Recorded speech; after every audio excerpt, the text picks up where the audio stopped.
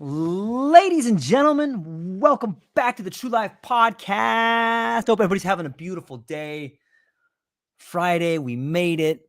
There's something to be said about the world awakening to this new sort of paradigm that we're in. And I have an incredible show for you today. Everyone probably already knows the incredible Dr. Randall Hansen. However, ladies and gentlemen, it is with great pleasure and excitement that we welcome Dr. Randall Hansen, a healing advocate, educator, ethicist, and thought leader who is pioneering a healing revolution.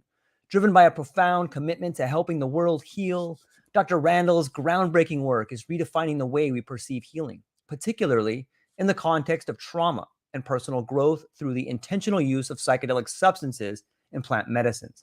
At the heart of his mission lies the ancient yet profoundly relevant concept of healing, derived from the Old English hælan, meaning to make whole. Dr. Randall's work encourages us to ponder what it truly means to be whole, to mend not only our physical wounds, but also the scars of our souls. He knows firsthand the struggle of living dual lives, one dominated by trauma-fueled fears, and the other filled with love, hope, kindness, and peace we all yearn for. Through his transformative book, Triumph Over Trauma, Dr. Randall has guided us on a journey towards complete healing, empowering us to rediscover our true, authentic selves, the individuals we were destined to be before trauma disrupted our lives. His message is a crystal clear one. It's time to stop wasting time, money, and energy on incomplete and inaccurate methods to break free from the confines of conventional healing, which often leaves us with nothing more than a diagnosis and a prescription. Dr. Randall's work introduces us to the healing wheel, a holistic framework designed to address the multifaceted nature of healing. He delves into the 6 major modalities of holistic healing, bridging the gap between trauma and true healing. He also provides invaluable insights into how to find true healers, shares inspirational healing journey stories, and equips us with practical tools and techniques for our own healing journey. This interview promises to be a transformative exploration of Dr. Randall's profound insight and empowering philosophy, plus the new book, Heal. We are honored to have him with us today, a beacon of hope in a world yearning for healing, self-discovery, and the embrace of our authentic selves. Dr. Randall Hansen, welcome to this platform where your vision of complete healing and personal transformation will undoubtedly inspire and enlighten all those who have the privilege of listening. Thank you for being here today. George, woo! First of all, again, always an honor. You're a friend, a colleague, an inspiration. In fact, you inspired me to do this little assessment we're going to do in a few minutes. Yes. And I truly am, feel like we are one set of wings flying off in this healing journey together. And I love it. So thank you very much. The feeling's mutual. You know, I'm so stoked to the first book that came out, Triumph Over Trauma, and then you have this new book, Healing, coming out with all these modalities. I can't wait to get into all of these wonderful things that are happening. And I want to say thank you, and to your lovely wife, Jenny. You guys are an amazing team. You're helping so many people. Thank you for all the work you guys are doing. It's really incredible. So, yeah, where should we kick this thing off at, man? Let me, we often say, how are you? And so let me take that a little further. In working on these books, I found that I guess to some people, trauma is a scary word, or it's a word that has an imagery that maybe doesn't fit the reality of what we're trying to talk about. And then even healing, I think sometimes people have maybe I don't want to say a negative connotation, but something with healing. And so I just want to ask a couple questions about to the audience. Are you affected by past trauma? So I'm just going to ask a couple questions. I'm going to give a little explanation. You answer on your own, raise your hand quietly, whatever you want to do. But so the first question is, how comfortable are you being you? And I ask that because I know in the depths of my trauma, I didn't like myself. I looked in the mirror and I didn't really recognize who I was. And I have a good friend who talks about it this way. Chris says, before he was healed, what he calls the old Chris, he hated being alone. He would do anything to go out. Anyone call him up? Yeah, I'm at the bar. I'm at whatever. He didn't want to spend any time by himself. To me, that is a classic sign that you need healing? So that's one question. Second question is, do you have unexplained outbursts of fear, anger, uh, loneliness, frustration? Again, I use an example from my life. I love to build things.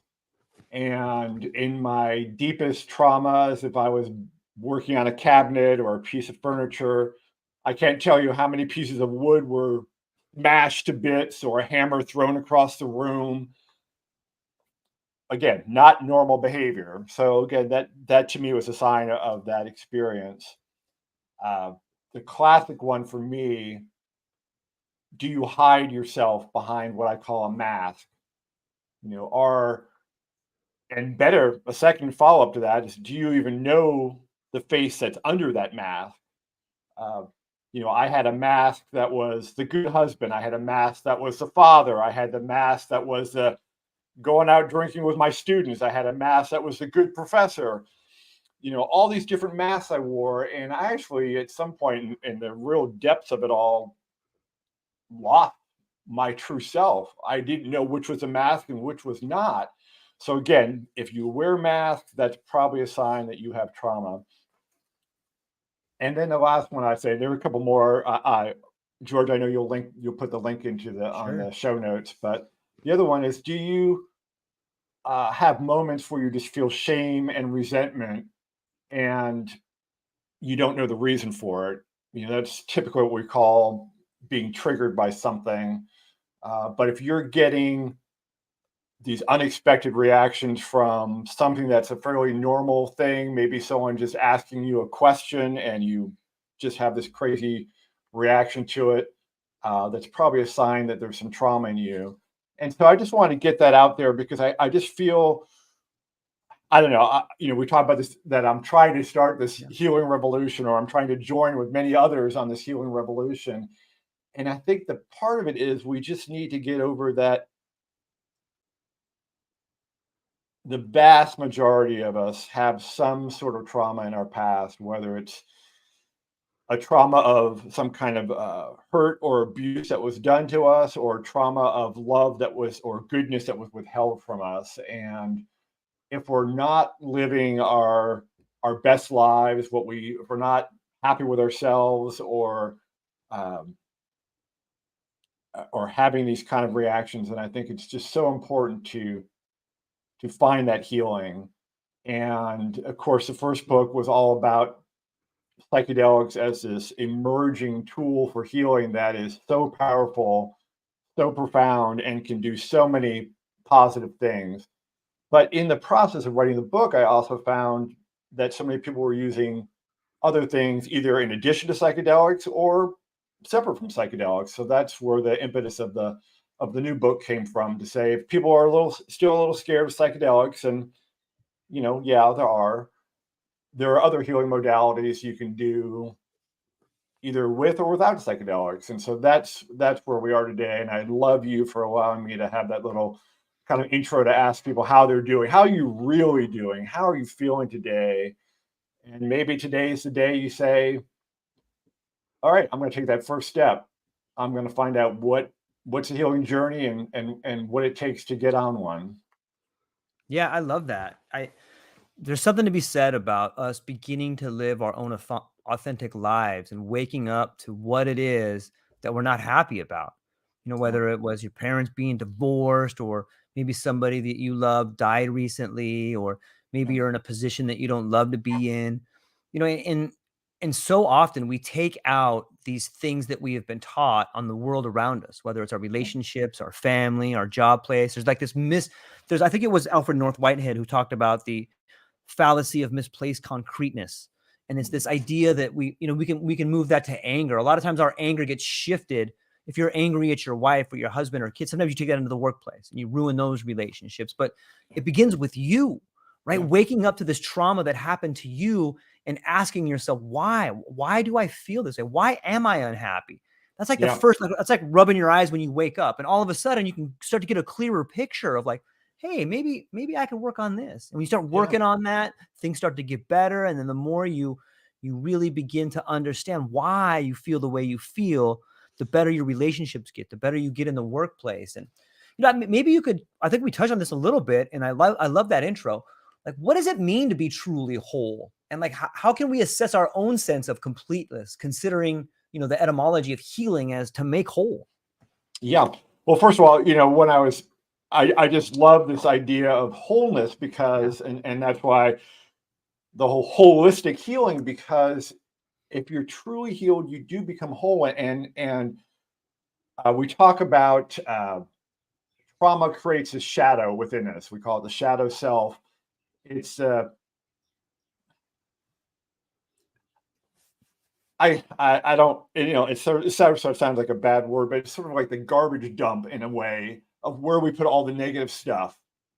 So we push it down, and whether it's one horrible trauma or 1,000 paper cuts, we just keep pushing it down. And true healing, and again, maybe the spoiler alert for people, and hopefully you won't turn off the broadcast now, but the healing journey is never over. So that's kind of the thing. The healing journey gets better and smoother and easier, and it's more maintenance once you get to that whole point. But we live in this world where trauma happens all the time. So just because you heal doesn't mean you're not going to have something else happen to you. But the wholeness means we live this life, we live this divided life, whether we know it or not. And the signs are some of the things we just talked about. And so healing starts this process of kind of like, who am I? Who am I really? And by using some of these modalities, we discover these issues, these things we push down, some of which we might have totally forgotten about. And so wholeness comes when we can bring that hurts part of ourselves into our full reality and become this. So our life is not always just the good stuff. Life is good and bad, and we have to find a way to integrate all that. And so I love psychedelics uses some of these terms already: integration, shadow, but that's what healing's all about. It's about, so again, these parallels are fascinating. And of course, psychedelics are certainly one of the 6 healing modalities. Yeah, that's one that I've been familiar with too. But on some level, I think all these modalities have this Ariadne thread that runs through them, and it's like this shift of perspective. Yeah. Like, you and I have talked quite a bit about psychedelics. Maybe we can talk about some of the other healing modalities that you are aware of and that are grace the pages of your new book. Well, yeah. Well, first of all, I love in the weeks prior that you had Rachel on talking about sound healing. Yes. And then you had Lauren on last week, I think, talking, I call her 3M, the mindfulness, meditation, and microdosing. And that's the cool part. I mean, we don't have to be, let me just come back to that for a second, but we don't have to be a disorder. We don't have to have a label that a doctor, big pharma, whoever gives to us. And that's also one of my frustrations, is that, oh yes, we have, PTS, even everything has now become a disorder. So I love that we have these true healing modalities that are honest, non-medical, and holistic, that treat the whole person. And so let's look at, we talked about psychedelics. One of the big ones for me is nature. Yeah. And nature is fascinating to me. And I knew a little bit of this stuff beforehand, but so there are a couple things going on with nature. All these scientific studies show that just time spent in nature has a calming sense for us. So that's not necessarily healing, but that's the start of the process. It relaxes us, gets us in a mode where we can turn off the world a little bit and then actually listen to our thoughts and start thinking more deeply. There are also these chemicals that trees and plants give off called phytoncides that are truly amazing, and they increase our cancer killing cells in our body. That strengthens our immunity. So not only are we strengthening our mind and working on healing in this process, but we're also strengthening our body through these chemicals that the plants give off. And then the Japanese have long been wise to this practice. They call it forest bathing. And again, that's simply just being in the forest, in a sense, almost like forest meditation, where you are sitting there, looking at the trees, watching the birds, smelling the smells, listening. Maybe you hear waterfall or river in the distance. And all these things help put you in a contemplative state of mind that allows the mind to kind of relax. I'm not going to say the default mode network that we talk about with psychedelics shuts down, but it quiets down enough that we do get other voices that can come up. And what about that? What about this thing? What about that thing that happened to me? And it allows us some contemplation. I think that is so important to healing, because even with psychedelics, we talk about, it's not the medicine, it's not the journey itself, it's what you do with what you see and feel and experience in that journey. You could have a profound journey and go back to a horrible life and do nothing about it, and your life's not going to improve. So all these are just tools. You still have to do the work. But nature, for me personally, I didn't even know I was starting on a healing journey when I went. People thought I was, people both to my face, to give them credit, but also people behind my back, were saying, we think Dr. Hansen's lost his mind, because I was living in a suburban area and I bought land thousands of miles away. And I just said, I'm moving up there.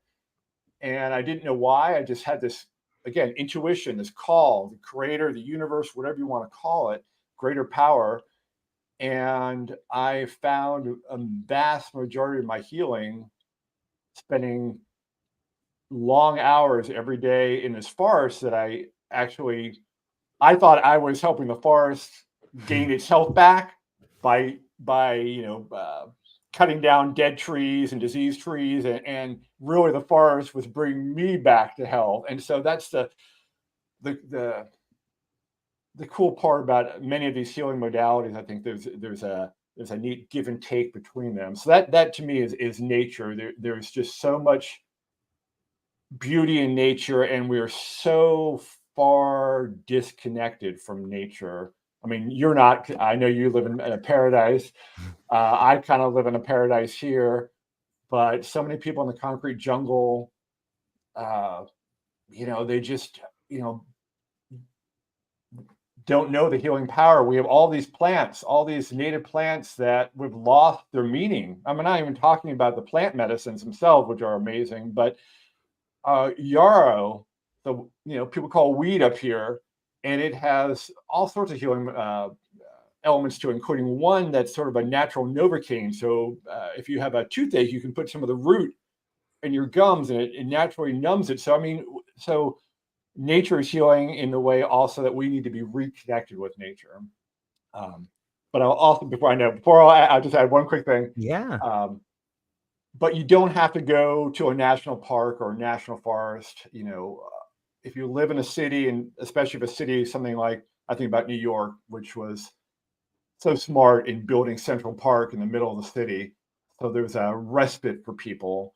And I think a lot of cities have these kind of city parks. And so you don't have to leave the city.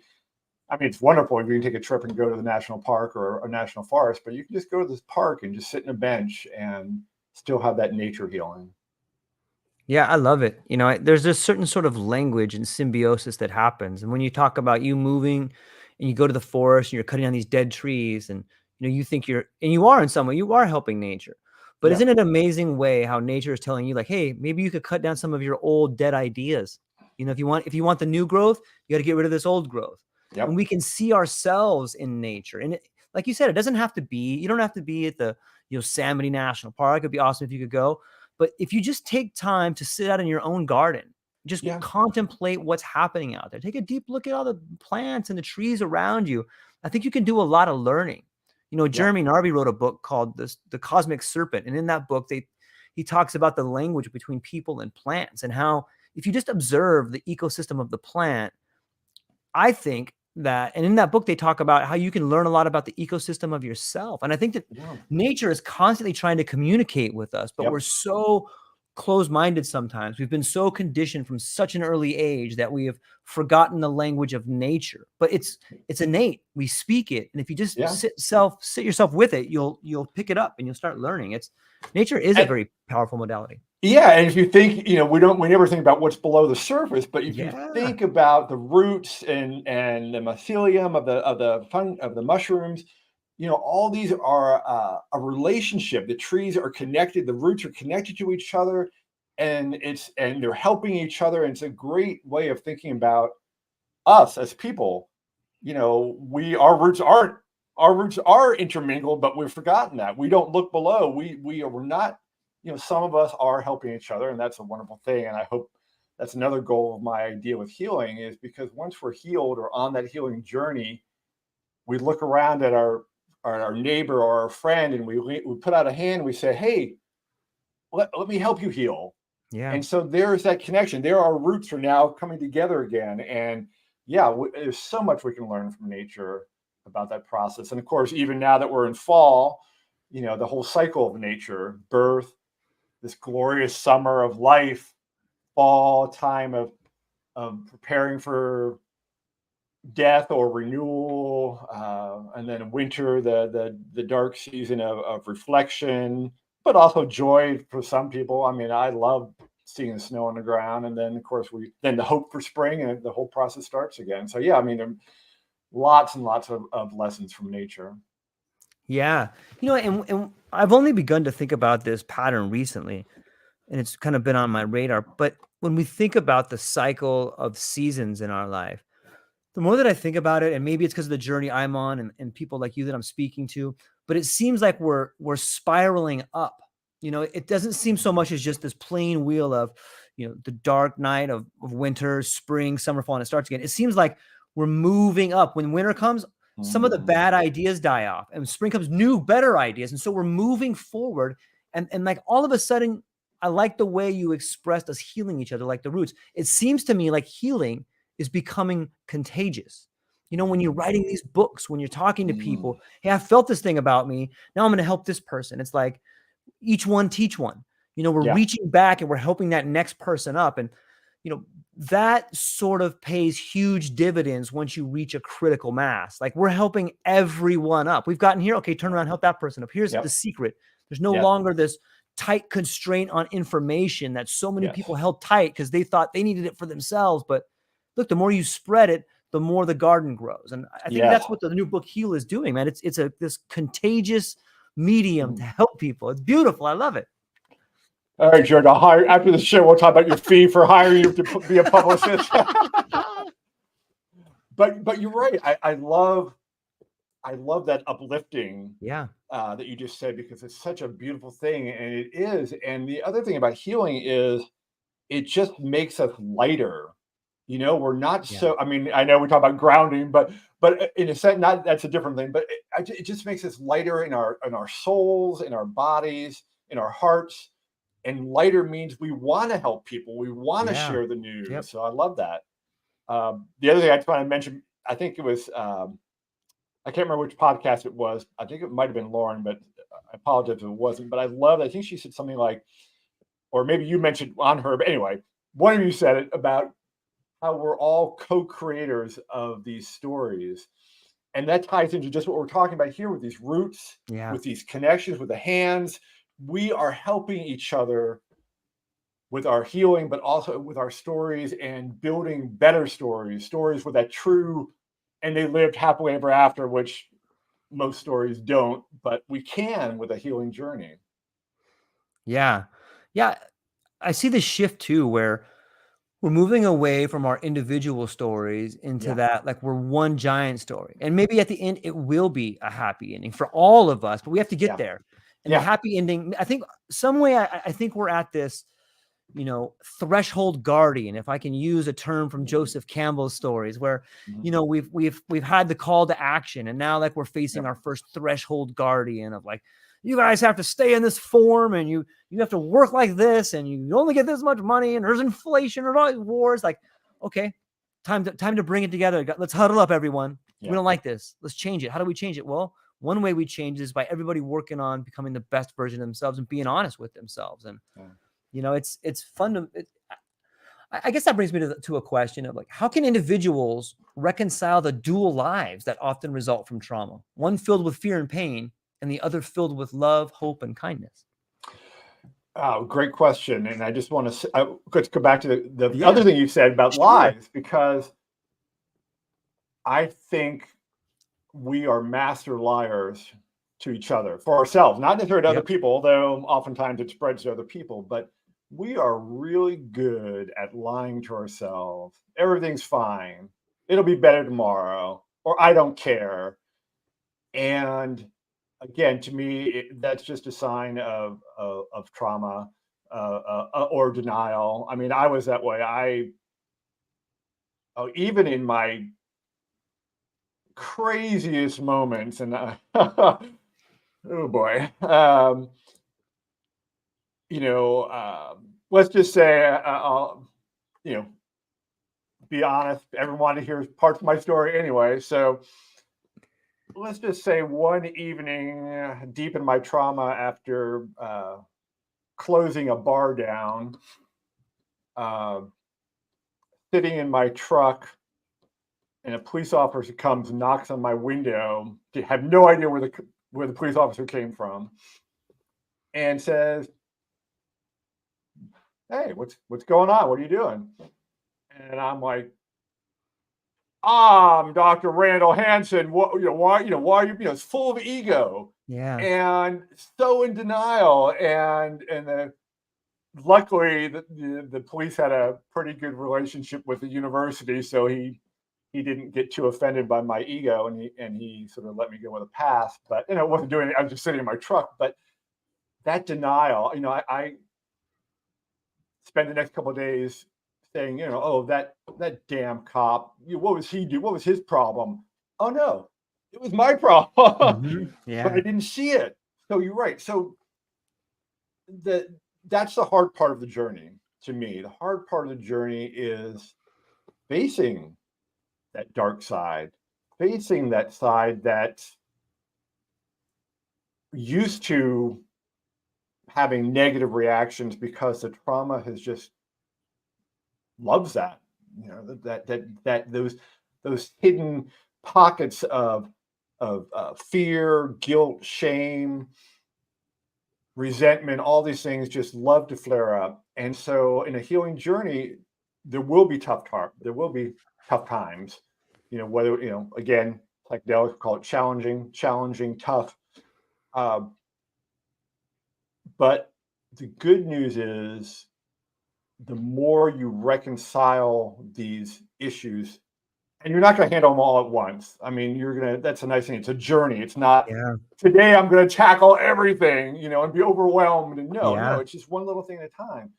But the cool thing is, the first time you integrate one little piece into your whole self, or yourself, it comes easier each time. But there will be setbacks. I'm not going to say it's a perfect thing. There are going to be times where you wonder why you're doing this, because why am I dragging up the path? But you're not dragging it up to relive it. You're dragging it up to say, okay, this happened to me. I understand it better now. Here's how the lessons I can learn from this. And now I can put it down and lock it in a place where I can come back to it, but not back to it in a way where I'm stuck in that groove and that path, but back into now where I understand it. It just becomes part of me, because again, we're not saying ignore half your life, because that's silly. You live that life. It's saying, how can I find better lessons from these things and bring them forward into this life, and then become a better person in whatever way that means to you. For me, it means jumping up on the rooftops and saying, please everyone get a healing journey. For you, it's I have all these things, all these questions, and all these great thoughts I have, and I want to bring all these experts in, and I want to share all this knowledge. And that's all this, again, is positivity. So everyone's endpoint is going to be different what they do with that, but it's just one step at a time getting there. Don't try to do all that integration in one short step, because it's not going to happen. Even with psychedelics, it's not going to necessarily happen. Yeah, as you're speaking about this idea of integration, I had this image come to mind that was like, we're brought into this world and like someone shows us this beautiful picture of us. Like, see this picture? You're like, yeah, okay, get a good look at it. Yeah, you got a good look? Okay, yeah. And then they smash it and it turns into a Yep. jigsaw puzzle. And they're like, okay, put it back together. You're like, what? Yep. Ah, it's all broken. And then you look at it, you're like, I cannot put this 5,000 piece puzzle together. It's not going to work. But then you find one piece, you put it together, you're like, okay, I can see what's happening here. And the more pieces you put together, you're like, yeah, okay, you know what? I'm going to use this other tool, this magnifying glass, to look at the corners over here. You start putting that thing together and it gets kind of fun. You're like, oh, this is the top part of me. Hey, this is me smiling, you know, and it can be contagious like that. Okay, I'm going to put this thing together. I'm going to ask somebody else how they figured out to do the corner pieces. Or I'm going to ask them how they put the legs together, you know? But if you think of it as a puzzle, you can kind of use a little gamification to figure out it's not so much problems that you have. It's just the way you're looking at it. The same way it's difficult to look at a jigsaw puzzle and not see how things fit. If you just take some time off sometimes, or you find a different modality, whether it's nature or psychedelics or breath work or any of these other ways you can put this picture back together, it's really awesome. And maybe that's kind of what the healing wheel is. Maybe you could talk to us about this healing wheel. Yeah. So so again, from all this work, I said, well, there are all these modalities. Let's try to classify them in some way that's, yes, kind of catchy and a good memory aid. And so we'll talk about, we mentioned psychedelics many times, probably will still again later today, because it is such a thing. Nature, somatics is the third one in the wheel. And somatics is basically anything dealing with the body. Okay. And we know The Body Keeps Score, great book. Many other experts also agree that we carry trauma not just in our minds and our brains, but also in our body. And so somatics is just there are probably 20 tools within somatics that involve releasing this trauma from the body. Sound therapy is one. Somatic therapy itself, where it is a category in itself. EMDR, light therapy, massage therapy, even just dancing, moving, all these things that can help release these things, these feelings that are in your body. And again, it doesn't release them out to the world necessarily, but releases them back to your so you can access them, process them, and deal with them. And I love the idea of I've had just a little bit of sound therapy. I after Rachel, I definitely want to do more. I have a wonderful expert in my book, Bree, who talks about it also. And I know just from psychedelic journeys where the sounds during that journey had such a dramatic effect on my journey, that I know, and it's sometimes also in deep meditation, if I have just some ambient music in the background, that helps take me to a deeper place. And so I just love that we can use these techniques to remove the trauma from our bodies, as a separate. So I think everyone should be looking at probably some somatic elements of healing, even if they're doing talk therapy or psychedelics or nature or any of these other modalities, because we have to get it out of our bodies as well. Yeah, when I spoke with Rachel, who's over at Moksha Journeys, and she has her own business as well, and we really got into this idea of frequencies. And if you think about the world, we're surrounded by different kind of waves. Even light is a wave, so you could argue that light has its own sound. And if people can take a moment just to shift their perspective on their environment and think about it, as waves and sound. What kind of sounds are you affected to every day? Are you affected to, a relationship where there's a lot of screaming, where there's a lot of negative words? There's I know that at Guantanamo they were using the sound of crying babies to make the people feel like anxiety. Anybody who's ever had kids understands that sound is like, I got to do something now. Like it weighs on you, and it's a sound that calls to our heart, that forces us into action.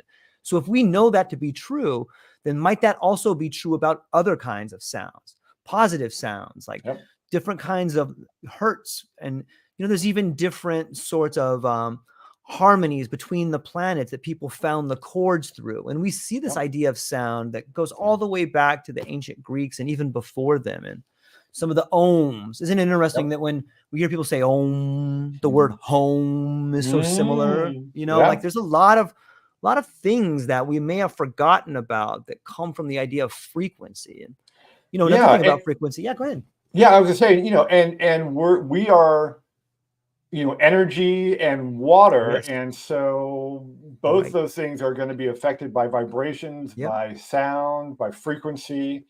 So yeah, I agree completely. Again, it's going to sound crazy for someone who hasn't done a psychedelic experience, but I remember, people talking about, where everything's energy, and I'm like, this laptop, I can smack it, but no, it's not really, it's not real. It's just energy. It's just sort of sitting there. And I'm like, yeah, okay. But in this psychedelic experience, I sat in a room and the entire walls, ceiling, appliances, furniture were all energy. I could see the energy moving, and it was profound in the sense that, yeah, okay, now I am a believer that, yes, I read the physics and all that, but this now I it's one of these things, have faith. No, I need to see it. And so I saw it, and okay, now I have that belief. But yeah, it's amazing that how energy or sound frequency can have such an effect on us, positive or negative. Yeah, it is amazing to see. In some ways, I think science is just, in one ways, I think one of the beautiful things about science is that it reaffirms stuff we already know.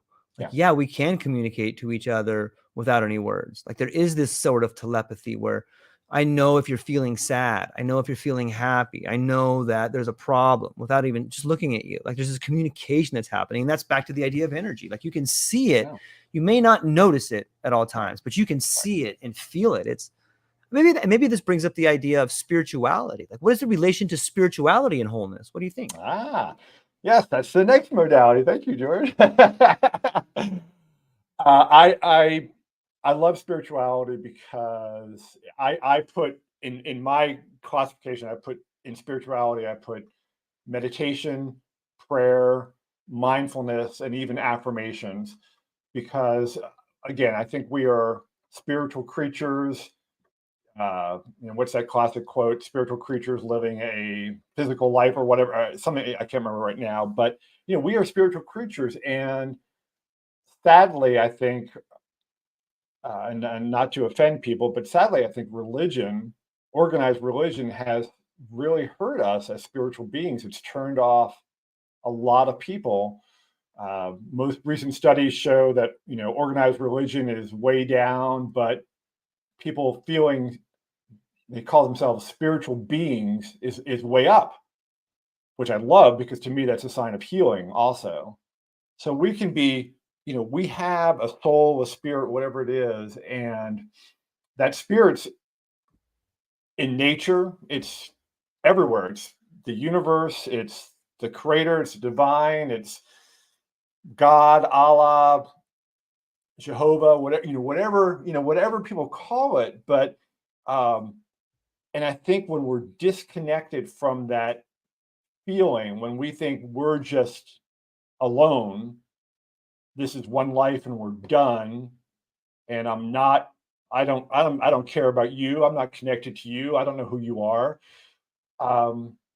It's kind of it's sad, because we are connected, and the one thing that, again, I love about almost every psychedelic story I have heard is that besides this feeling of love and acceptance, there's almost always a spiritual component to it, whether it's just a feeling of that love was so unnatural, it had to be God or something. I was embraced with this love of God, or some people say, Jesus touched my shoulder, or Jesus gave me a hug, uh, God spoke to me, all these things. And I think that if we ignore that component, then we lose a big part of ourselves.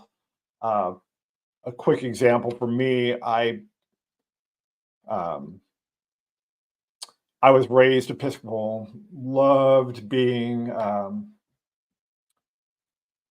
let's see, in Catholic Church it's called altar boys, Episcopal Church it's called acolytes, but basically they help the priest in the church service. Absolutely loved it. It probably saved my life as a teenager because had some bad things going on at home. But ironically, I was sexually assaulted by a minister, a priest, and lost. That was part one of losing my faith.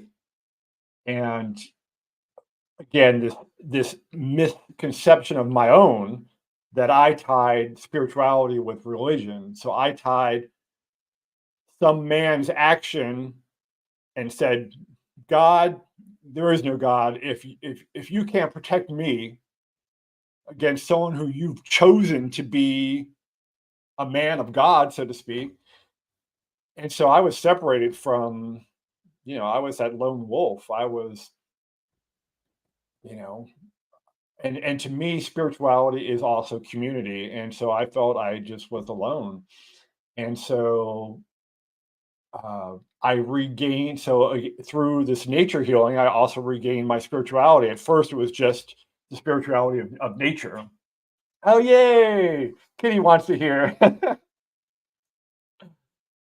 But it was just, and it's grown obviously since then. But so I think, again, whether I'm not saying that you can certainly heal within a certain religion. I'm not saying you can't do that, but spirituality is so much bigger than religion. And I think some of the best meditators are the most spiritual people I've ever met. And so it's just a process of looking at that modality and what might work for you there. It might be just sitting down and having a discussion with whoever you think is out there listening. It might be a meditation where you're just going deeply to asking the questions and waiting for the answers to come through, again, this process. But that healing to me is probably, for many people, one of the most powerful healings, if you can get that, because again, it ties into what we've been talking about all along, that this connectedness that there is, and especially when we're in despair and we look at, why is there not peace in this world?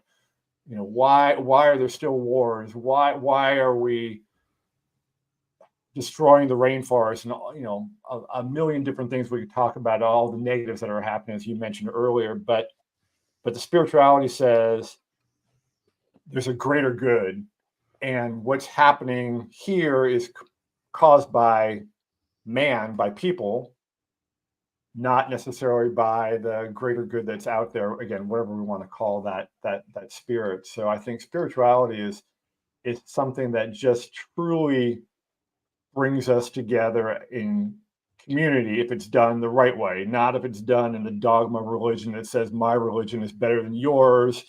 And if you're not following my God, then you must be going to hell, or whatever. It's not that. That's not what it is at all. It's about love. It's about spirituality. In my mind, is about, again, this brotherhood, sisterhood, that we are all connected through this spirit, whatever that spirit is. I don't know if any of us can define what that spirit is, but it's out there. Yeah. I think I think on some levels, heightened states of awareness bring you close to that connection, whether it's Yeah. forest bathing, whether it's psychedelics, but you run up against that thing that's ineffable. And that is the Yeah. spirit. That is Yeah. that is being in communication with a part of you that's greater than you. It's part of the whole.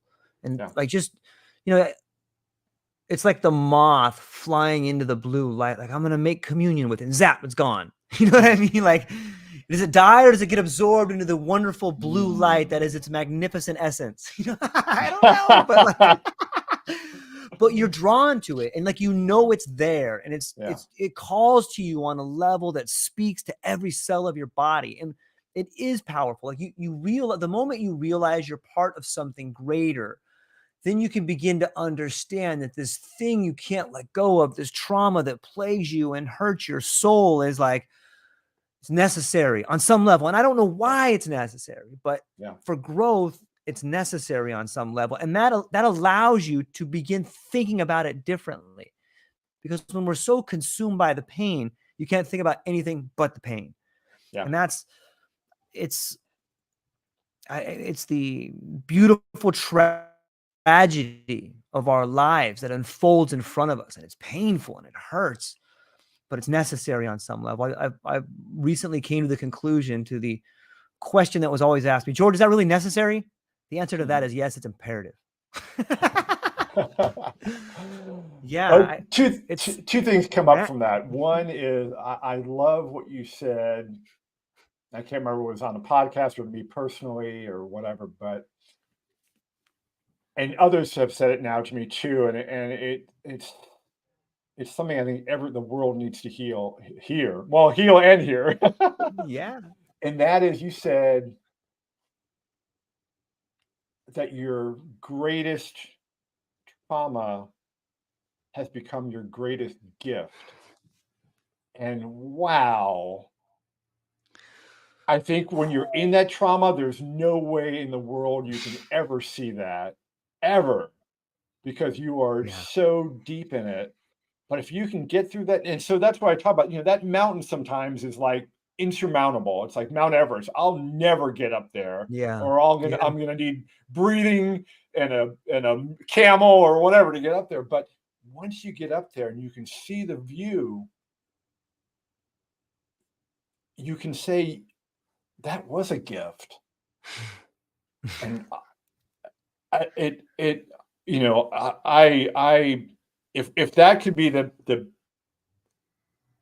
billboard message we plaster, you might not believe it today, you might not believe it tomorrow or next month or next year,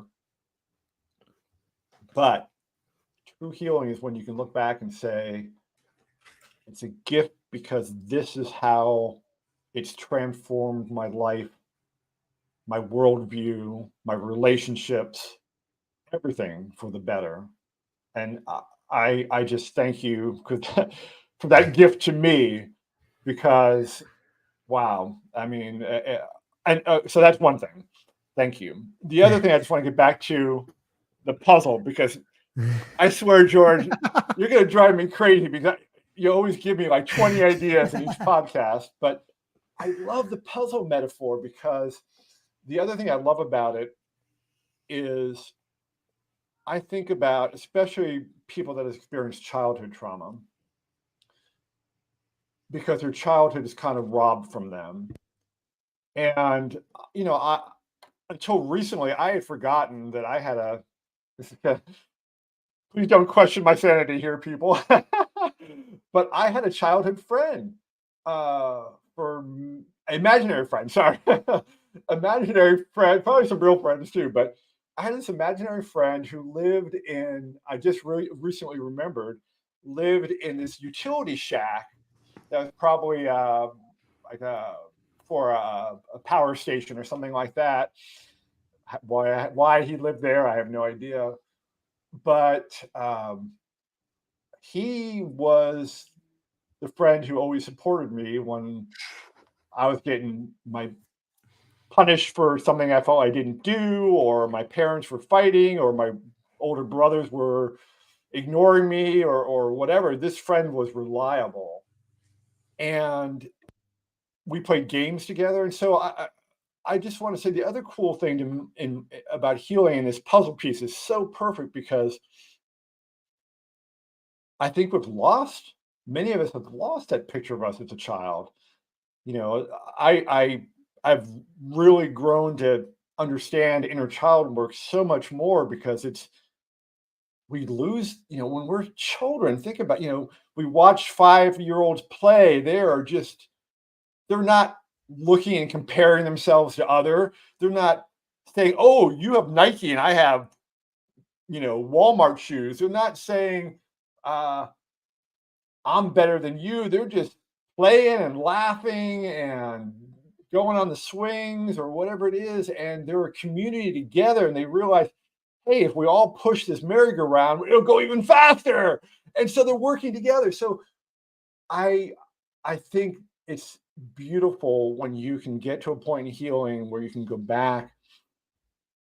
And I think adult trauma can separate that as well, but because that certainly in my case more, but I love that puzzle piece where we can start putting those puzzles together and say, and maybe as we're building that picture of us, we see in the background, oh yeah, there's that swing I used to love playing on, or there's that tree I climbed. We don't do enough as adults to have fun.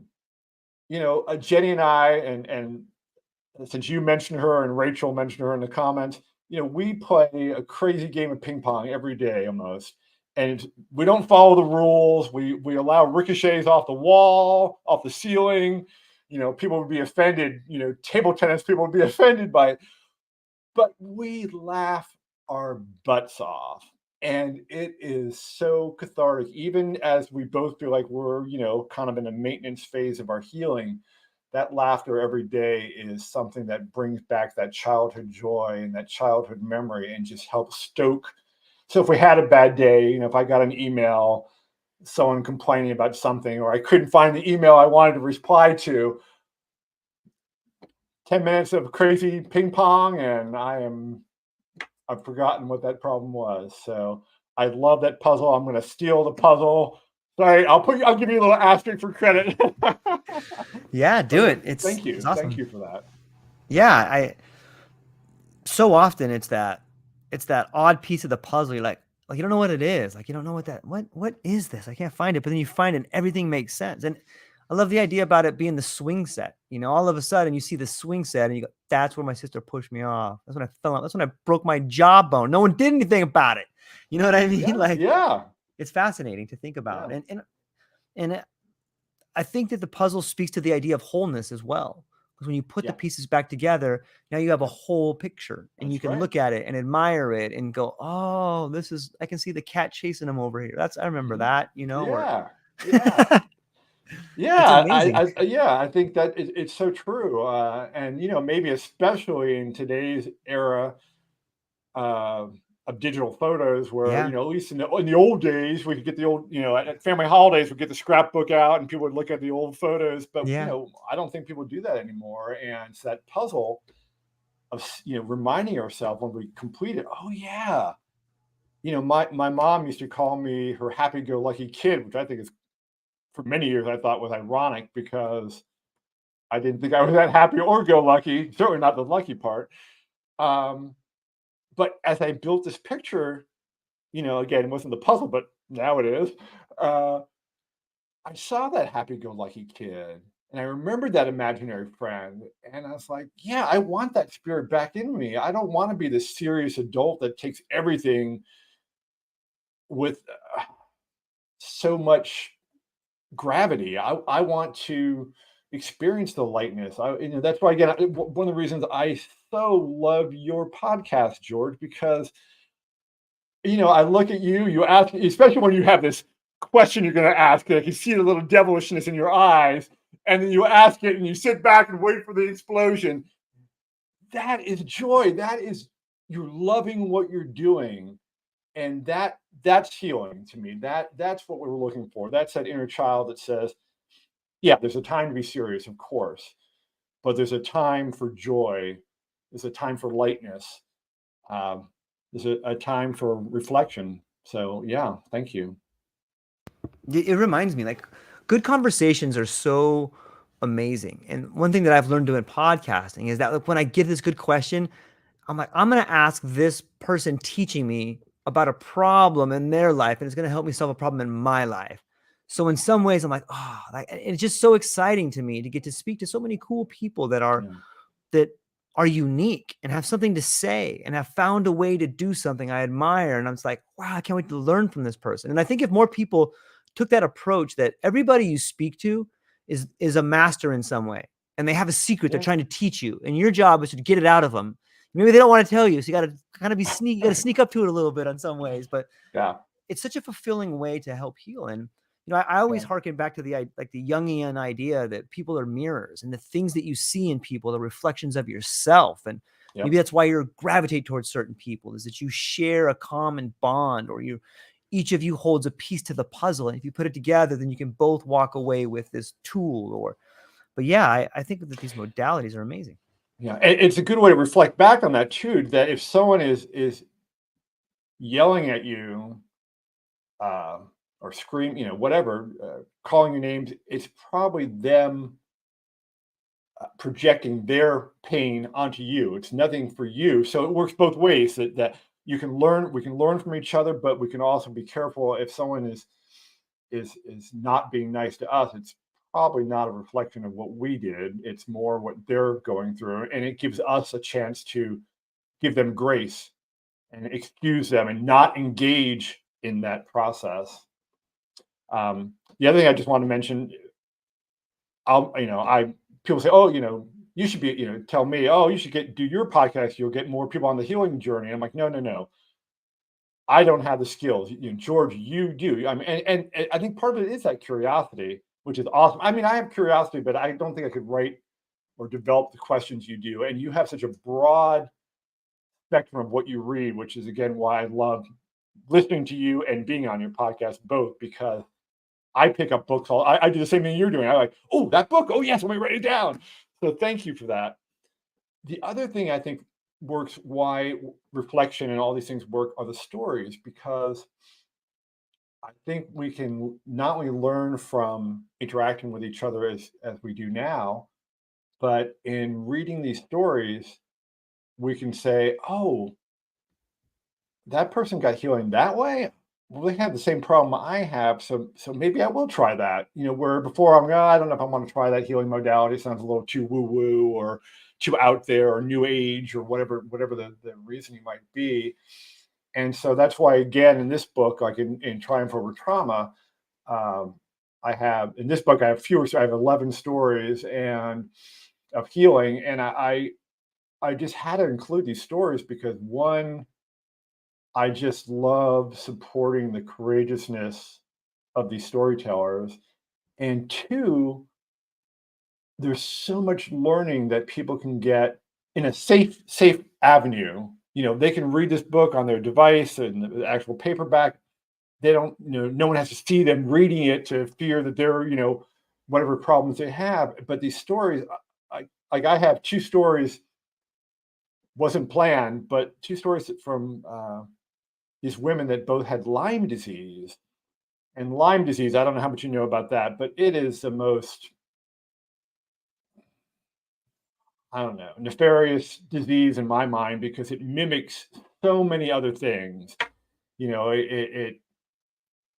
get migraines, you get body aches, you get mind fog, you get all these different symptoms. And so it looks like 30 different other disorders or diseases. And so these two women in these stories both fought long journeys to their healing. Again, not necessarily the healing we're talking about here, but it's still a healing that they were so frustrated that that conventional medicine could not heal them, because it was trying to, again, because so much of modern medicine is symptom management. Oh, you have a headache, take an Advil.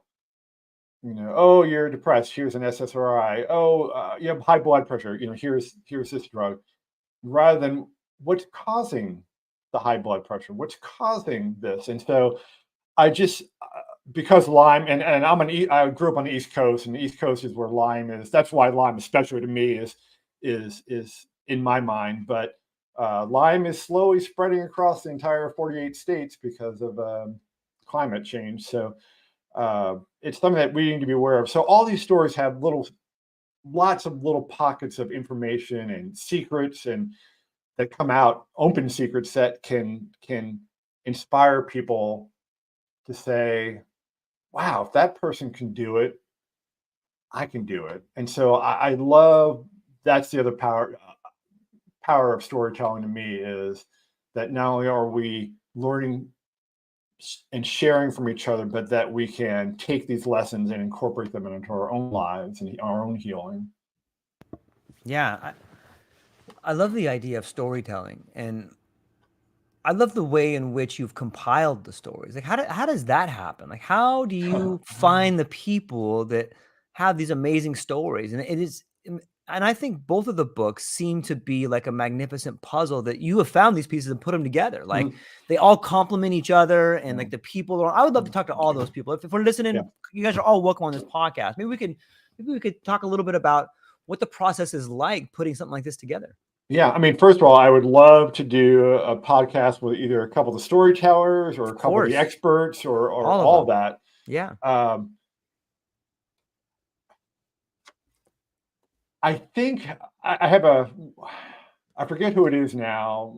He's not in the book, but he's someone who shared his healing story on LinkedIn, and we got on a Zoom, and I hadn't shared my story at all at that point. And within 5 minutes, he said, "You're just like me." What? He said, "You were sexually abused." What? And so I think, again, I don't know, God, universe, something, spiritual connection. So I think sometimes we just intuitively know when we see someone or see their writing or talk to them that there's trauma back there. It's not in the, maybe it is in the eyes, I don't know, but it's something about the soul. And so, and I can't even tell you, I mean, this is going to sound bad as an author, but I can't even tell you exactly how I recruited the storytellers for both books. For the first book, it was actually easier because with psychedelics, people often want to shout, "Oh my God, I had this journey. I have love for the first time," or whatever. And because it's often so joyous, or it's just so transformative, and so those were easy because I'd be on LinkedIn. Oh, there's another person. Okay, I'm going to contact them. With this one, it was more difficult because I also didn't mind if one of the healing modalities was psychedelics, but I didn't want that to be the sole modality, because I think, again, I think some people were in the first book were a little scared off. They're illegal. I'm not quite ready for it. I don't. I can't remember if I told you this last time, but I have a dear cousin of mine, and he wants to do a journey so badly. And I'm like, I have a source. They mail it directly to your house. It's microdosing tablets. If you have a PO box, it'll go there. You don't have to see the post person. And her first thing was, well, what if the police show up? I said, well, they're not checking. As far as I know, I said, this company has shipped thousands of these bottles, and I haven't heard of no issues of that. I said, I don't know how it works, because to me, the substance is still illegal, but it's happening. And then the second question was, well, if it's microdosing, how do I do a full journey? Well, just kind of combine some capsules, but so I just lost, what was my point when telling that story? He wanted to do a journey, and he was afraid to do it. Psychedelics are illegal, so it stops the modalities. Yeah. So I know, but I like got lost there in terms of the modalities that we were talking about. But Because people, anyway, so I not all people apologize. want to. That's okay. Not all people want to do psychedelics because That's it's right, still right. illegal. Thank you. That's right. So it's actually a she. So she's not. Uh, I mean, she may do it before they become legal, and certainly in her state, there are movements to decrim certain cities. So and the state itself. So she might do it sooner than she thinks. But so there are people that So I learned that there are just people that are not ready for psychedelics, and so I wanted to make sure we had these other people with these other healing modalities in this new book. And so it was a little more challenging. And I don't know. I guess I just looked both at my people that I knew first, that I already had been connected with, and kind of sensed there was something going on there. And then the others, just again, looking at their posts on social media, there's just something about that that just, again, I can't explain it. And maybe it's, again, this power that supplies, supports us all, whatever we call it. But I just found these people. And again, I probably found about 3 times as many that are in the book, because Yeah. those that are, I talked to all of them, and some have amazing stories, but they're just not ready to share it. And so that's why I call them courageous, because it does take courage to it's one thing to heal and say, okay, I accept what happened, and I see the benefits from it, and my life wouldn't be the same without it. It's another thing to put it on paper for the world to see. And I actually had someone who recorded and wrote their entire story with me months ago. And my philosophy is I don't push people. I'll give them one nudge, and if they're not ready, they're not ready. I don't want to cause more trauma on them. Yeah. And she has this wow, beautiful story, and I think one day she'll share it, but she wasn't ready, and so that's okay. But those who are courageous, so I thank all of them, including my wonderful podcast host here. And by the way, George, I just have to say, every editor and proofreader who has read the book all talk about the power of your story, how You want to cry. profound. So thank you. You are going to help a lot of people heal, and thank you. I'm getting, it is, thank you to all the storytellers, because Yeah. it's, and I guess, people said in the first book, why didn't you share yours? Why didn't ask me? Why didn't I share my story? And partly it was partly it was an ego thing. I didn't feel my story was important enough, and I didn't want to take the focus away from the people that were doing the stories, because sometimes a reader can say, oh, the author has more weight to it because it's the author, so that story is weighs more or whatever. And it's like, no. But I got so much grief from not including the story in Triumph Over Trauma that I did include it in Heal. And it was cathartic. It was helpful to share that story. And it is different when you see it in print and say, oh wow, now everyone's going to know what happened. And I think for me, it's been really freeing. I don't know, you can talk about, I'm curious. I mean, it's not out yet, so for you, but for me, it's like that last stake of honesty that I needed to plant in the ground. My the story, the question people like to ask, like, what's one thing you would change in your life if you could go back in time? And I think you and I, well, I don't know. I'm not going to speak for you at all. For me, I would say, well, there are a lot of things I probably would love to change, but I wouldn't change anything because I am in a spot now that I never in my life imagined I would be in. You know, I was maybe almost a pathological liar because of my trauma. I mean, to the point where I was believing my own lies. I mean, it's kind of scary when that happens.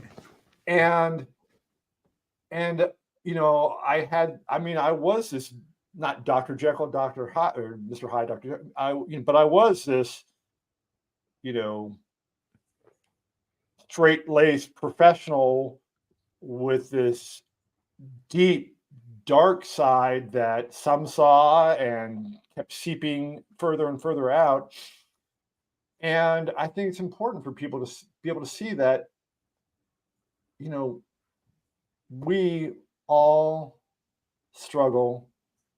We all have trauma. We all have done things or have things happen to us that are bad or uncomfortable or unfortunate. But I would not have the love of my life today without the trauma and the healing journey that ensued.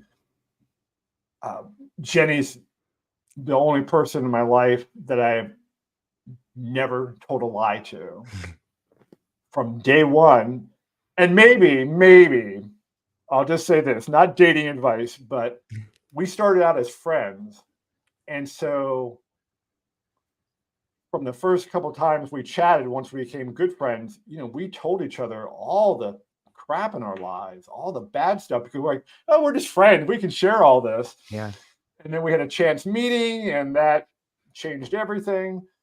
But I love that I had that foundation with that because there are the vast majority of people, at least in my path, that, you know, probably half the stuff I told them were lies because that's just how I existed. Lying was almost like breathing to me, which might lead to breath work, but we'll hold off on that for a second. But anyway, so you know, I don't know if you want to talk a teeny bit about the process with you and as a storyteller, or save that for another time, or what. I don't want to put you on the spot, but I just again just so grateful for you in so many ways, but especially for providing the story in the book. Yeah, thank you for that. I love talking to you because the same way that we both come up with all these ideas and metaphors, and when I hear you talking about what is it like to publish it and put that story out there, like the idea that comes to mind for me is that like our lives in trauma is like a lighthouse. Like we find ourselves in this secluded area, and then we build this big monument to our trauma. It's like a prison, and it's way out in this powerful area where the waves are crashing and it's violent. And like we're all alone. It's this solitary structure in the middle of nowhere, surrounded by nothing. But then when you publish it, it's like you put the light on. You're like, I'm going to start calling people over here? Really? I'm going to start telling people to come this way or watch out? But if you think about it, it's like you've built this prison for yourself out in the middle of nowhere. And all of a sudden, you get to a point where you're like, okay, enough of this. This is no longer a prison for me. This is a beacon of light to warn people about the situation. I'm going to turn this light on and I'm going to have it run 24/7. Like that's what publishing does. It puts your story out there and it shines a light like, hey, you're not alone. There's been people that crashed over here. Be careful. It's okay if you crash, but stay away from this area right here. This is a sign that something's going on. And, you know, I love the idea of building a lighthouse where you can warn people of things coming. And you know, that lighthouse is built in an area where there's been dangerous things before. And if people can be aware of it, perhaps it will allow them from not having as much of a crash, or it'll allow them to know that there could be danger up ahead. And sometimes that awareness is enough to change someone's life. If you see something, you can move out of the way. If you're aware of something, you can change your direction. If you're aware of something, you can shift your focus. And I think that that's what so many of these great storytellers that are in your book, and both of the books, are doing for people is that they are changing the perspective of a potential person who is either in a storm, getting ready to go through a storm, or coming out of a storm. And that's back to this connectedness. It's really wonderful. Okay, George, and here's how we're connected. Okay. In too many ways. Wow. So Jenny called me her lighthouse, and I called her my safe harbor. Mind blown. Yeah, right. Every time we do one of these. But I love that. Yeah, yeah. That light at first is solitary. The light keeper. Yeah, think about the lives of those. Yeah. I toured many of the light houses along Oregon coast on a trip, and some of these were only access to land during low tide. They were out there, and oftentimes there was just a light keeper and maybe his family or her family. 99% were men back in the day, and they lived pretty harsh lives. So it's a great analogy, but they had a duty to protect others and shine that light to show the hazards. And that's what these storytellers who were once sort of solitary in their trauma have now said, that's that healing. I want to shine this light so everyone can avoid or learn from this and be on their own healing journey and protect themselves on that journey. So it's beautiful. It's an honor to be called a light keeper. Like, that's a great title. You know what I mean? Like, that's fascinating to think about. Yeah. I mean, I was definitely fascinated by all by the structures and the lives of those people and the dedication they had. I mean, they knew lives were at stake. They could just sleep in, or no, it's foggy today, but I'm tired. I don't want to light the thing. No, they went up there and they did that. So yeah, it's fascinating. Yeah. I guess that kind of takes us into the idea of breath work in some ways. Yeah. So I love breath work. I love all the things that Lauren said in your podcast. I find that I'm kind of a amateur meditator. I can get to some level, and sometimes I can get a little deeper, especially if I'm maybe on a microdose, something like that. But I can't get to the level of some of these master meditators that are just, their experiences basically sound like a psychedelic experience. And I haven't trained my brain well enough for that. But breath work, you can get, by some of these, it's all sorts of different techniques of breath work, but some of these breath work techniques can get you to a point where you, because of how you're adjusting the oxygen and all that in the breath work, that can take you to different states of consciousness, or certainly different perspectives, as we've talked about. And so I love that, but I also love the idea of just, so that's the healing part of it. I think the healing part is using breath work to get to that place of, again, I think always what we're striving for in healing is getting to a place where we're sort of in the third person, we're a third party looking at our past. I was talking to Bob Whitty yesterday, and he said one of his healing experiences was like looking in a window of a cabin and seeing himself and whatever it was, the trauma happening. And he was just watching it, just looking at it like it was a movie or something, and perfectly calm, but allowing the adult brain to say,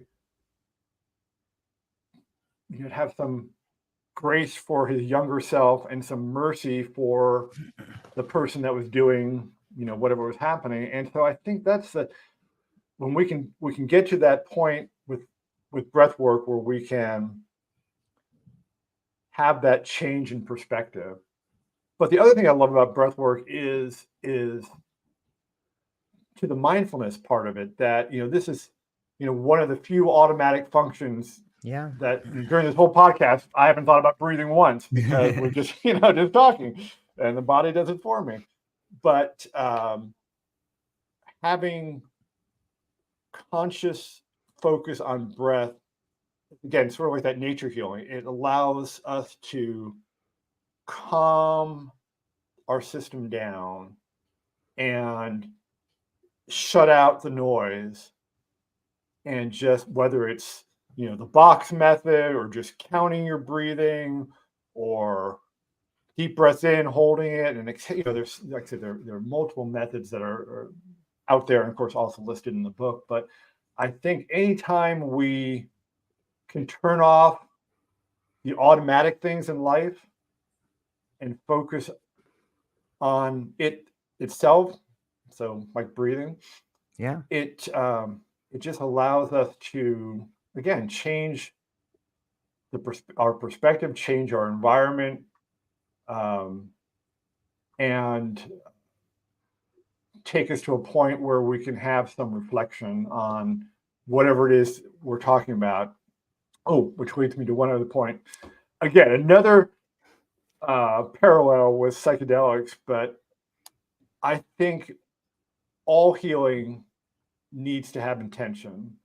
Like, if you just do breath work for the sake of breath work, that's fine. It's a good thing. It's a nice process. It's a good practice. It maybe gives you a gratitude moment.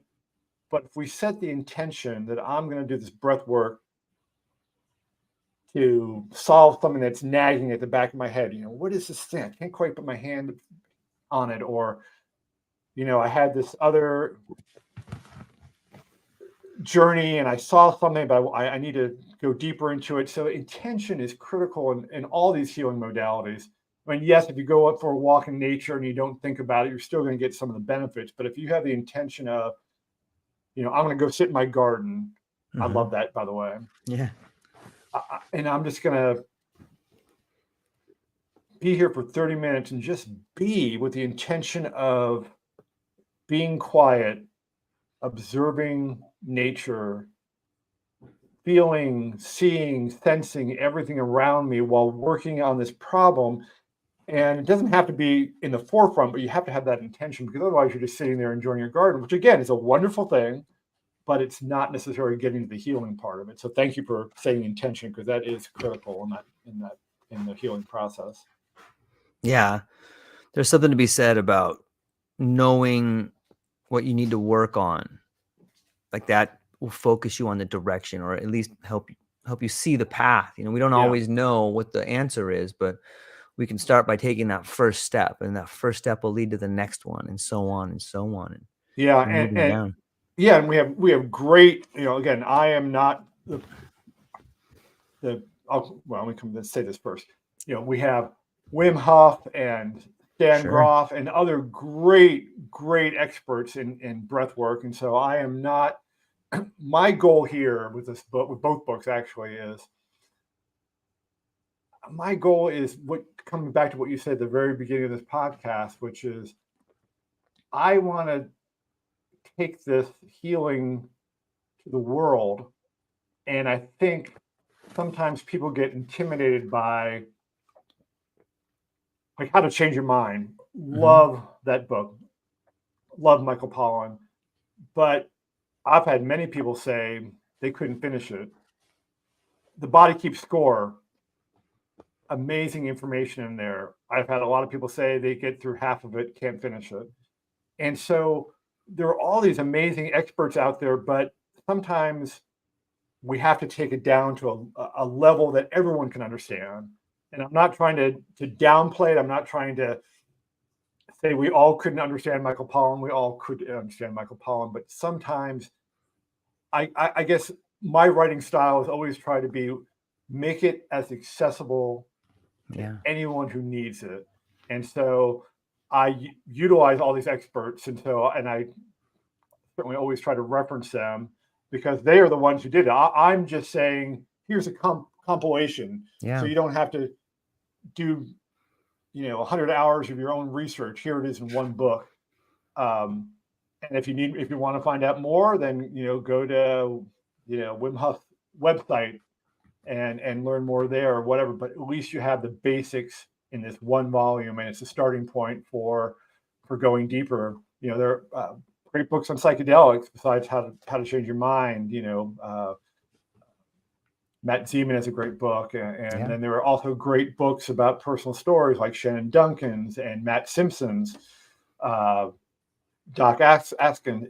So there are all these, people that are so again. I guess my point is I'm, and maybe it's the ego saying shut up, but I want to recognize the experts, the scholars, the ones who groundbreaking people, whether it's psychedelics, whether it's breath work, whether it's meditation. So that's what I try to do. I try to, in this book and in Triumph Over Trauma, I've tried to, again, my educator hat. Here's what's been done. Here's why it works. Here's how you could use it. Here's why you should use it. Here's some stories of people who did use it. If you want more, here are the experts to go deeper into and into whether it's somatics or spirituality or whatever. And so I just want to kind of backstep from that because I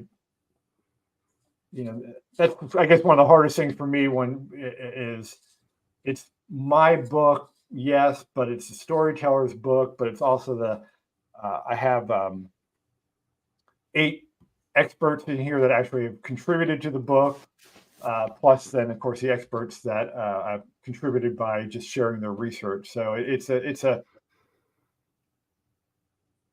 I guess the book in a sense follows what we've been talking about all along, that we are a community and it takes all of us. It's not just one person who's an expert. It's all of us has something to share. And again, it comes back to your podcast and other podcasts. I don't want to just heap all the praise on you, although it's deserving.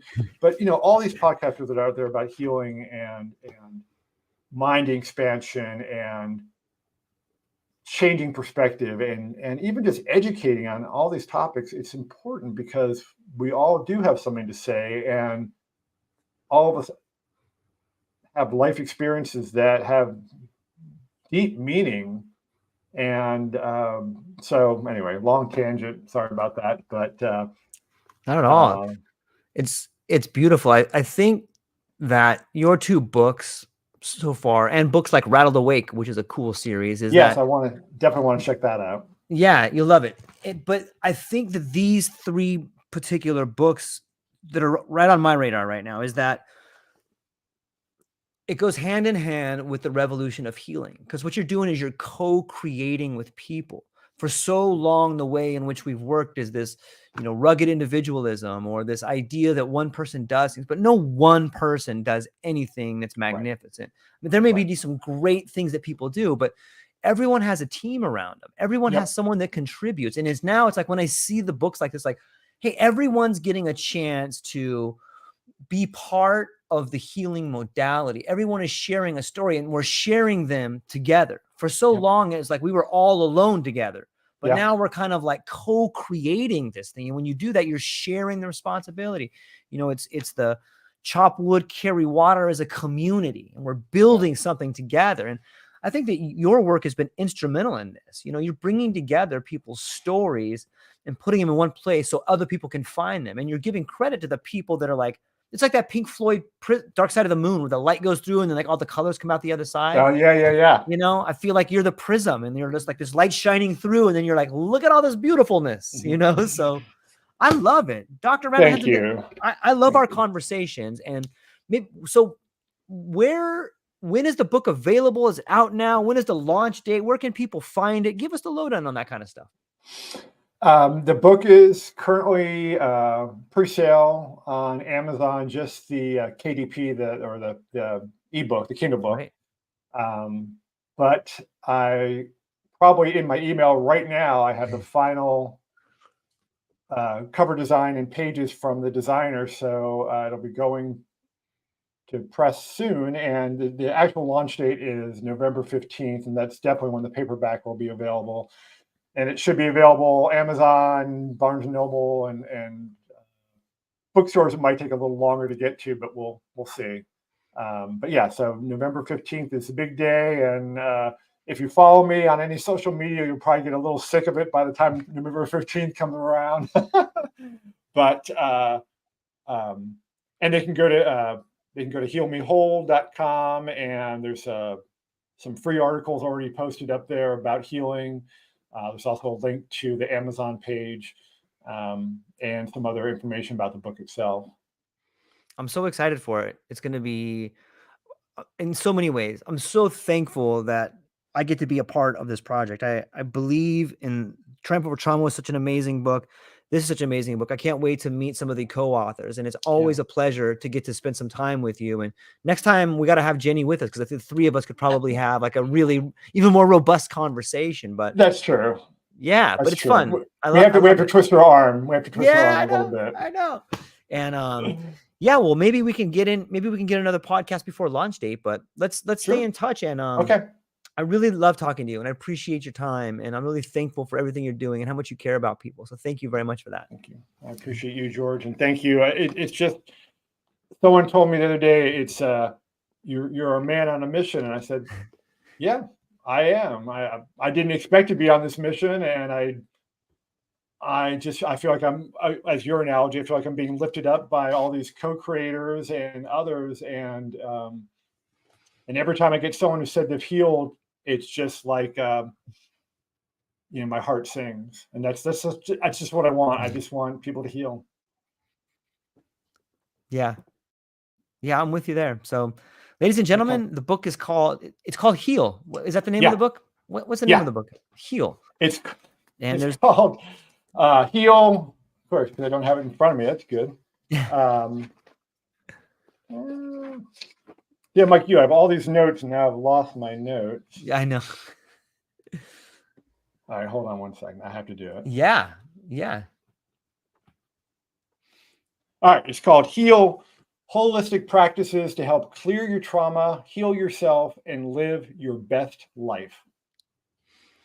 Yeah, and it's packed with incredible stories that come from the heart, that will go to the heart, and it's a wonderful thing. I'm so excited to see what's happening in our world right now. And we'll hang on briefly afterwards. I'm going to hang up with our friends in the audience, but I want to talk to you briefly afterwards. Ladies and gentlemen, the book is called Heal. The book prior to that was called Triumph Over Trauma.